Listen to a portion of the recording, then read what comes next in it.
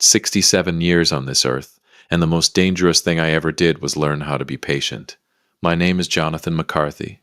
I lived in a cream-colored colonial on Birchwood Lane in Naperville, Illinois. Nice neighborhood. Good schools, even though our kids were long grown. The kind of street where neighbors wave from driveways and nobody means it. I had a wife named Paula. A business. A life that looked from the outside like something worth envying. It wasn't. Welcome back to Dad's True Revenge. Grab your snacks, get comfortable, and remember the people in these stories had every chance to behave themselves. They just chose wrong. Drop a comment and be sure to subscribe. You're going to love it here. On a Tuesday night in October, at exactly 11:04 p.m., my wife walked through the front door smelling like a hotel minibar, looked me dead in the eyes across the kitchen table, and smiled like she'd just won something. I was finishing a bowl of leftover chicken soup. Homemade. I made it myself. You know what happened today, Jonathan? She said. Not asked. Said, like she was reading from a script she'd been rehearsing in the car.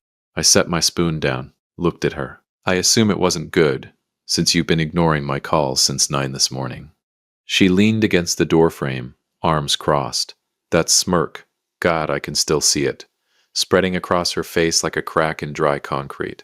I had a one-night stand with Craig. She paused for effect. My boss. And honestly, I'd do it again. The kitchen clock ticked. The refrigerator hummed. Outside, somebody's dog barked twice and quit. I picked my spoon back up. Soup's getting cold, I said. Here's what Paula expected. Tears, maybe. Shouting, definitely. Plates thrown. Doors slammed. Some grand theatrical implosion that would confirm to her that she still had the power to detonate me. That after 31 years of marriage, she could still reach inside my chest and squeeze. Here's what she got. A 67-year-old man finishing his soup. She didn't know it yet, but I'd stopped being the man she expected about 6 months ago. That's it? She said.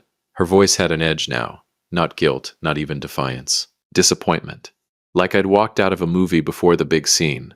I just told you I slept with Craig Hendricks and you're eating soup? It's good soup, I said. She stared at me for a long moment, then made a sound, half laugh, half disgust, and went upstairs. I sat there another 20 minutes, finished the soup, washed the bowl, dried it, put it away in the cabinet.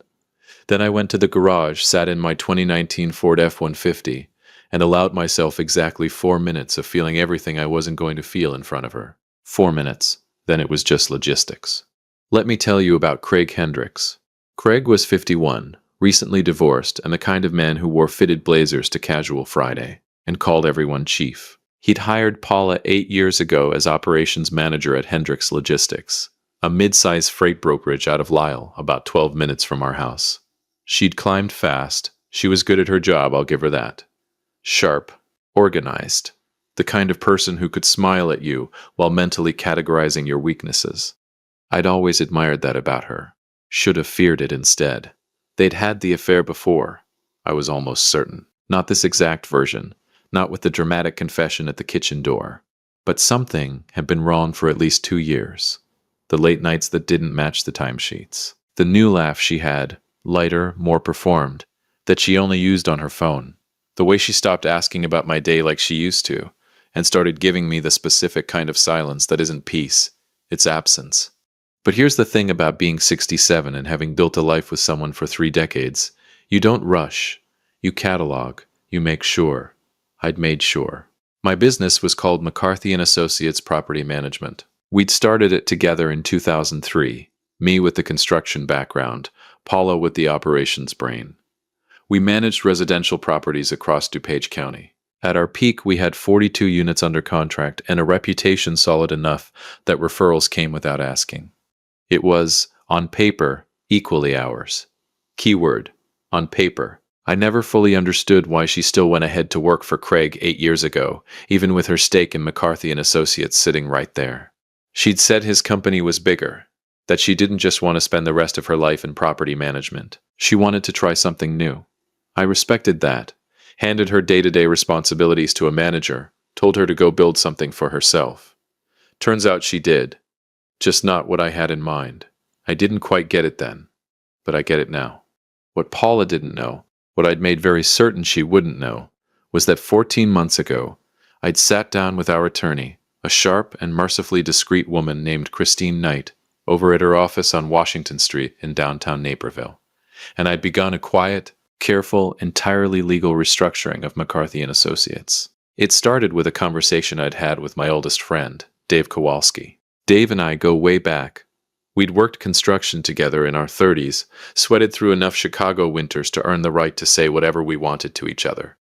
We'd met for lunch at Quigley's pub on a Wednesday in August, the year before all this, and I told him what I suspected. "You think she's stepping out?" Dave had asked, mouthful of a Reuben sandwich, completely unbothered. "I think she's been somewhere else for a long time," I said. "I don't know if it's a person yet. So what are you gonna do?" I'd stirred my coffee, looked out the window at the lunch crowd on Jefferson Avenue, all those people moving fast, like they had somewhere to be. "I'm gonna find out for certain," I said, "and then I'm gonna make sure that when I go, if I go clean." Dave had put his sandwich down at that, looked at me seriously for maybe the first time in 30 years. "Jonathan, how long have you been thinking about this?" "Long enough," I said, to stop being emotional about it. He didn't know then what I meant.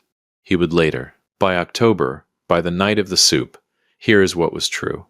McCarthy and Associates had been quietly, methodically reorganized over the preceding 6 months. My name remained on the public-facing documents, the website, the letterhead. But the operating entity, the one that held the contracts, the client relationships, the actual machinery of the business, that had been restructured under a new LLC, one that Christine had helped me establish with the kind of careful precision that doesn't leave fingerprints. Paula was still listed as co-owner of the original shell. The original shell had 3 clients, a storage unit full of old filing boxes, and a checking account with $400 in it. The new entity had everything else. She'd been co-owner of a ghost for 6 months, and come home every night, none the wiser. Now, I want to be clear, I'm not a vindictive man by nature. I was a carpenter's son from Joliet who married his college girlfriend and worked hard enough to build something real. I believed in fairness. I paid my taxes. I held doors open. I made chicken soup from scratch on Tuesdays. But I had also watched my father get gutted in a divorce that left him with nothing but his truck and his dignity, and my father's one piece of advice delivered in a parking lot outside a courthouse was this: "Jonathan, when it's over, make sure you're the one who decided when." I'd never forgotten that. The joint checking account, our household account, the one Paula used for groceries and her bi-weekly manicures at Lux Nail Bar on Route 59, had, as of the Monday morning before her confession, a balance of $0.14. I had moved everything to a separate account in my name only, at a different bank entirely, the previous Friday afternoon. Methodical, unhurried, like a man paying a utility bill. The 14 cents I'd left on purpose. Call it a sense of humor. The savings, the real savings, the 31 years of compounding decisions and disciplined sacrifice, had been moved in increments over 4 months. Carefully, in amounts that didn't trigger automatic flags. Christine had advised me on the structure. Everything I did was legal. Everything I did was documented. Everything I did was survivable in court, which is the only standard that matters when you're 67 and you've decided to stop waiting. I went back inside from the garage at 11:41 p.m. The house was quiet. The lights upstairs were off. Paula had gone to sleep, actually gone to sleep, with the breezy confidence of a woman who believed tomorrow would look like today. I stood in the kitchen for a moment, looked around at the cream-colored cabinets, the subway tile backsplash we'd argued about for 3 weeks in 2015, the little hook by the back door where I'd hung my keys every night for 19 years. Then I went to the hall closet and pulled out 3 bags I'd packed 4 days earlier. My clothes, my documents, every original, every record, everything with my name on it, and wrapped carefully in 2 layers of moving blankets, my mother's portrait, a small oil painting of Mary McCarthy done in 1974 by a local artist in Joliet, the only truly irreplaceable thing in the house. She was coming with me. She always was. I loaded the bags into the truck in 3 quiet trips. At 12:17 a.m. on Wednesday morning, I backed out of the driveway on Birchwood Lane for the last time. I did not leave a note. I did not call. I didn't need to. She'd given me everything I needed at the kitchen door. And when Paula McCarthy woke up at 7:30 the next morning, walked downstairs expecting coffee in bed, and found instead an empty house, an empty account, and a business she thought she co-owned that was worth exactly $400. She was going to laugh. I was counting on it, because the people who laugh first are always the ones who haven't checked everything yet. There's a specific kind of silence that fills a house when the person who built half of it is gone. Not peaceful silence. I mean the kind of silence that has weight, that presses against the walls and makes every familiar thing look slightly wrong, like furniture rearranged 2 inches in the night. Paula found that silence at 7:31 a.m. on a Wednesday in October. I know the exact time because Dave Kowalski was parked one street over in his Silverado, sipping gas station coffee and watching the front of the house on Birchwood Lane, at my request, and he texted me at 7:31, light came on upstairs. I was already 40 minutes away, sitting in a corner booth at a Denny's off I-88 near Aurora, eating eggs I didn't taste, watching my phone like it was a detonator. I want to be clear about something. I didn't enjoy this, not the way people imagine revenge is enjoyed. All warmth and satisfaction. What I felt that morning was closer to the feeling after a surgery, relieved it was done, exhausted by what it cost, quietly certain it was necessary. Dave texted again at 7:44. She just opened the front door, looked up and down the street, went back in. Then at 7:52, she's on the phone, pacing in the kitchen window. You want me to stay? I typed back, give it another hour. He sent a coffee cup emoji. Dave communicates primarily in emojis when he's trying not to editorialize. It's his version of diplomacy. The call came at 8:09. I let it ring 4 times, not to be dramatic, just because I was chewing toast and I believed in finishing what I started. Jonathan. Her voice was controlled, careful. The voice she used in business meetings when something had gone sideways and she needed to appear like it hadn't. Where are you? Good morning, Paula. Don't. A beat. Where are your things? With me. Silence. Then, and I want to give her credit, because she was nothing if not composed. Okay, so you needed space. I understand that. What I said last night was cruel. And Paula, I think we should talk about this like adults, because 31 years doesn't just... Paula. She stopped. Check the bank account, I said, then call me back. I hung up. I went back to my toast. She didn't call back in 5 minutes. She didn't call back in 10. I knew what she was doing. She was sitting at the kitchen island with her laptop open, logging into the joint account, seeing the 0, telling herself there was an error, calling the bank's automated line, entering the account number again, waiting, refreshing, watching $400 become the whole picture. No, wait, that was the business account. Dave texted at 8:24. She just got in her car. I texted Christine Knight. Christine responded in under a minute. I've been expecting your text. Everything is in order. Call me after 10.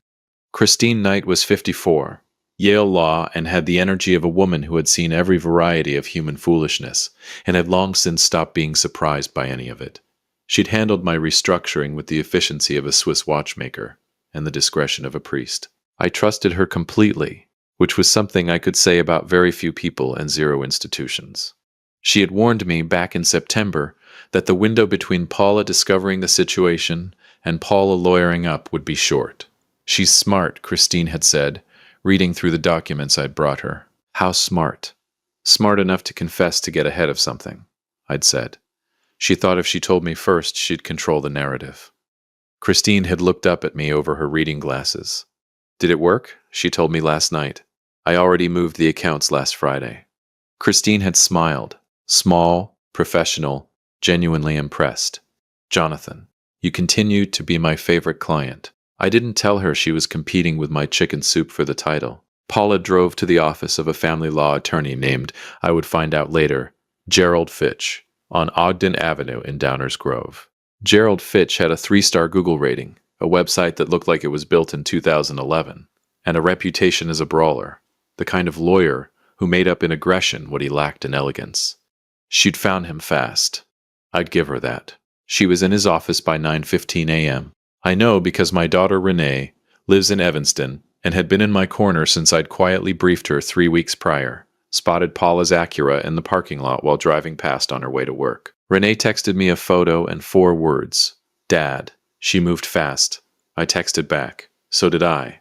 What Gerald Fitch was about to discover when he started pulling records was that there wasn't much left to fight over in the way she was imagining. The house on Birchwood Lane was in both our names. Yes, that was the one card she held. But McCarthy and Associates, the real McCarthy and Associates, the one with the 41 active property management contracts, the operating accounts, the equipment, the client relationships built over 20 years. That entity didn't have Paula's name on it. It had never had Paula's name on it.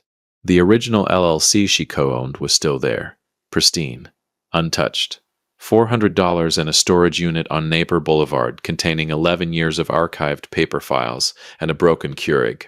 I'd left the Keurig on purpose too. I'm not a monster. Christine called me at 10:03. She's retained Gerald Fitch, Christine said, without preamble. I heard. He's going to come at the business first. That's where he'll think the value is. And when he looks, he'll find exactly what we left for him to find. I could hear the mild satisfaction in her voice. The original LLC is clean, properly documented, and worth approximately $414 as of this morning. The 14 cents is a nice touch, by the way. I thought so, Jonathan. She paused. He's also going to argue dissipation of marital assets. He'll claim you moved money to deprive her. Can he prove dissipation? He can argue it. Whether he can prove it is a different matter. We documented every transfer. Everyone has a legitimate business purpose attached to it. The restructuring was a business decision made 14 months ago, well before any legal action. Your paper trail is, she paused as if choosing the word carefully, conservative. I was a carpenter, I said. We measure twice. I drove back to Naperville at noon. Not to Birchwood Lane. I'd taken a room at an extended stay on Deal Road. Nothing fancy, the kind of place with thin walls and a coffee maker bolted to the counter. Room 114. I'd paid a month in advance in cash. Dave met me there for lunch. He brought sandwiches from Portillo's, Italian beef, dipped the way God intended, and sat on the edge of my bed while I ate at the small desk by the window. She called her sister, Dave said. How do you know that? He shrugged. Brenda told Mike. Mike told Carol. Carol called me this morning asking if I knew where you were. He unwrapped his sandwich. Small town. It's a city of 150,000 people. And yet, he took a bite.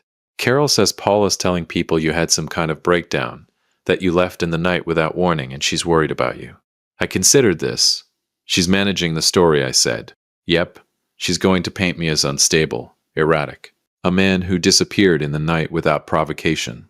Seems like it. Dave looked at me. You okay with that? I took a long drink of water. Outside the window, a maintenance guy was blowing leaves across the parking lot, completely losing the battle with the October wind. Was I okay with it? I was 67 years old. I'd survived a father's divorce, a construction business in a recession, 2 kids, 1 miscarriage Paula and I had never fully talked through, and 31 years of a marriage that had quietly hollowed itself out like a tree that looks fine until the storm hits. Let her tell the story, I said. Stories have sequels. Dave nodded slowly. You've got something else. It wasn't a question. Dave, I said, do you remember back in 2019, I told you about the conversation I had with Eddie Marsh? Dave's sandwich stopped halfway to his mouth. Eddie Marsh was a semi-retired private investigator who operated out of an office above a dry cleaner on Chicago Avenue in Naperville. Dave had referred me to him years ago for a tenant background check situation. You hired Eddie? Dave said. 14 months ago, I said, the same week I called Christine. Dave put his sandwich down entirely. Jonathan, what did Eddie find? I reached into the inside pocket of my jacket and pulled out a folded manila envelope, laid it on the desk between us. I didn't need to open it. I had it memorized. The affair with Craig Hendricks didn't start 2 years ago, I said. It started 4.5 years ago. There were also some financial irregularities in the way Paula was managing the operations side of our business. Payments to a vendor called Apex Property Consulting. Invoices that don't correspond to any services we actually received. Dave stared at me. How much? He said quietly. Over 4 years? I said. $63,000, give or take. The room was very quiet. She was stealing from your company, Dave said. She was stealing from our company, I said. Which is an important distinction, because it means she was stealing from herself too. Which tells you something about how confident she was that I'd never look. She wasn't wrong to be confident. For 4 years I hadn't looked. But 14 months ago I had started looking, and I couldn't stop. Dave left at 2 o'clock. I sat in room 114 for a while after, watching the parking lot, thinking about nothing and everything simultaneously, the way you do when a decision you made a long time ago is finally irrevocably in motion. My phone buzzed at 3:47 p.m. Not Paula, not Christine. It was a number I didn't recognize. Chicago area code. I answered. Mr. McCarthy. A man's voice, professional. Careful. My name is Tom Greer. I'm a reporter with the Chicago Tribune's business desk. I've been looking into some irregularities at Hendricks Logistics, specifically relating to a vendor payment scheme involving an Apex Property Consulting. I understand you may have some familiarity with that name. I looked out the window. The leaf blower guy had given up entirely, just standing there in the wind, holding his machine, leaves doing whatever they wanted. I hadn't contacted Tom Greer. I hadn't contacted anyone at the Tribune, which meant someone else had. And the list of people who knew about Apex Property Consulting was very, very short. Mr. McCarthy? Tom Greer said again. Are you there? I'm here, I said. I just needed a second.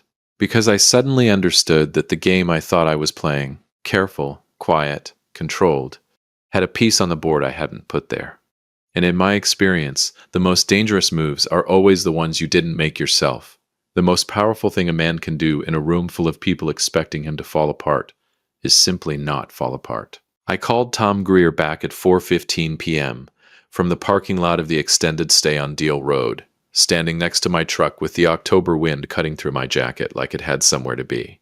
Before we talk, I need to know who pointed you in my direction. I protect my sources, Mr. McCarthy. I'm not asking for a name. I'm asking for a category. Was it someone inside Hendricks Logistics? A longer pause. The tip came from someone with direct knowledge of the vendor payment structure. I thought about the short list of people who knew about Apex Property Consulting. Me, Christine, Eddie Marsh, Dave, as of 4 hours ago, and one other person. Craig Hendricks. The man who'd been sleeping with my wife for 4.5 years had apparently decided that when the ship started listing, he wasn't going down with it. He'd thrown Paula overboard first and called the Tribune on his way to the lifeboat. There is a specific kind of justice the universe delivers that you couldn't have planned better yourself. I've learned to recognize it and get out of its way. Mr. Greer, I said, I think we should meet. We met the following morning at a coffee shop on Washington Street in downtown Naperville, 2 blocks from Christine's office. Tom Greer was younger than his voice suggested, maybe 38. Corduroy jacket, the alert eyes of a man who made his living reading people quickly. He had a recorder on the table before I even sat down. I brought documents. I set Eddie Marsh's manila envelope on the table. I wanted on the record that I'm not providing these for personal reasons.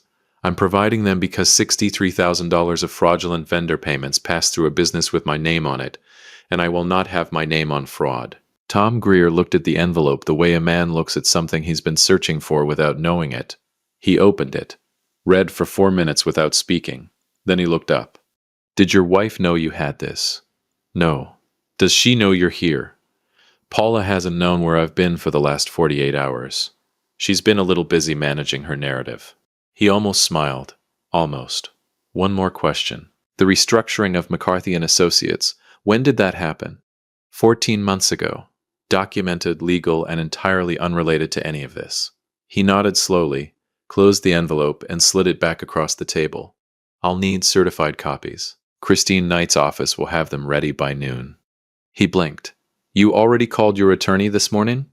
Mr. Greer, I said, picking up my coffee. I called my attorney 14 months ago. I was back in room 114 on a Thursday morning when Christine texted me the link. I read it sitting on the edge of the bed in my undershirt, with a gas station coffee going cold on the nightstand. The headline was measured and professional, the way Tribune headlines tend to be. But the content was not measured at all. Tom Greer had done his homework. The piece detailed the Apex Property Consulting scheme in full. Fraudulent invoices, wire transfers, a shell vendor with no employees, no office, and no services rendered. It named Hendricks Logistics prominently. It named Craig Hendricks by name. And buried in the 4th paragraph, with the kind of casual devastation that good reporters deploy like a scalpel, it named the operations manager who administered the payments on the McCarthy and Associates side, Paula Louise McCarthy. Her full name. In the Chicago Tribune, I read that paragraph 3 times. Then I finished my coffee, got dressed, and called Dave. "You see it?" Dave said, before I could speak. I saw it. Carol's already texting everyone on the street. Brenda called Mike. Mike called me. The whole neighborhood knows by 9 a.m. Good. Dave's voice dropped a register. Gerald Fitch dropped her case yesterday afternoon. I heard it from his paralegal's cousin. He cited irreconcilable conflicts of interest. I sat with that for a moment. Fitch had been billing Paula to fight me for the business, the same business the Tribune had just reported she'd been stealing from. The same business that as of 14 months ago had been quietly restructured out from under her. He wasn't just fighting a losing case. He was potentially standing next to a client about to face criminal exposure. Even a 3-star lawyer knows when to walk away. She's got no attorney, no account, no business, and her name in the paper, Dave said. What does she do now? That is entirely her problem. The divorce was finalized 11 weeks later on a gray January morning in a DuPage County courtroom that smelled like carpet cleaner and institutional despair. Paula had retained a new attorney, a younger woman named Elaine Cole, who did competent work but had inherited a case with nothing left to argue about. The house sold in 30 days. After the mortgage payoff and the split, Paula walked away with $82,000 and a storage unit on Napier Boulevard. She kept the Keurig. I kept everything else. Craig Hendricks settled with Hendricks Logistics' internal auditors, who had apparently been building their own file long before Tom Greer called me, and quietly resigned in December. Last I heard, he was consulting somewhere in Arizona. Good weather for a man running from his reputation. The DuPage County State's attorney opened a preliminary inquiry into the Apex property consulting payments in February. Christine told me not to expect quick movement. These things take time. But the file existed. It had Paula's name on it, and files, in my experience, have a way of staying open. On the morning the divorce was finalized, I drove back to Birchwood Lane one time. Not to the house. The new owners had already started painting the shutters a color I wouldn't have chosen. I just parked at the end of the street for a few minutes, watched the neighborhood do what neighborhoods do at 10 in the morning. A woman walking a dog, a UPS truck making a delivery, somebody's sprinkler system running in January, which is the kind of thing you only notice when you've got time to notice things. I thought about 31 years, about the good parts which existed, about the kitchen we'd argued over, and the 2 kids we'd raised in that house who turned out better than either of us deserved. About my mother's portrait, which was now hanging in my new apartment on Eagle Street in downtown Naperville. 3rd floor, big windows, nobody's name on it but mine. I didn't feel triumphant. I want to be honest about that. What I felt was something quieter, the particular peace of a man who saw something coming, prepared with everything he had, and didn't flinch when the moment arrived. 67 years old. Still standing, I put the truck in drive, pulled away from Birchwood Lane, and didn't look in the rearview mirror. I'd measured twice. I was done cutting. If you liked this story, join our community by hitting that like button and subscribing for more real, raw, and family-centered stories. And as always, thank you for being a part of this sphere.